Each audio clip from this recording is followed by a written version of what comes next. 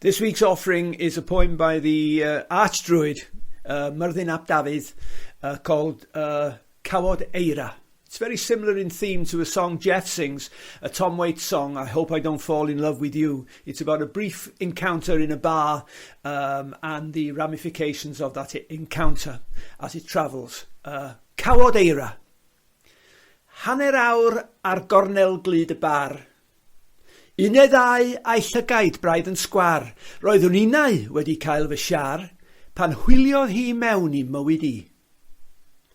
Pluen eira'n chwarae ngolau'r nos. Roedd ei chwerthin yn ei gwneud hi'n glos, torri gair a minnau'n tynnu stôl, a hithau'n tynnu'n halon ar ei hôl.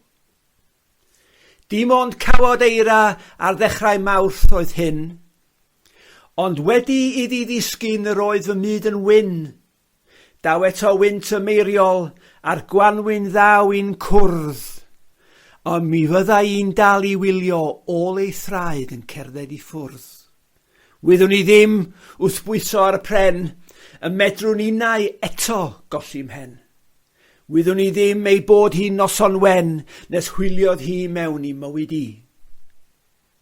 Dim ond cawod eira, ond mae'n newid byd. Mae'n wynach nag y bu, ers dwn i'n pryd trio anghofio, ond I be? Mi roth hi ar y ddeiar, darn o'r ne. Cau y bar, a cholli cwmni hi, criwiau'n chwalu fesul 2 neu 3. Gadael gwen a geiriau gyda mi, a hwyliodd hi ffwrdd o mywyd I.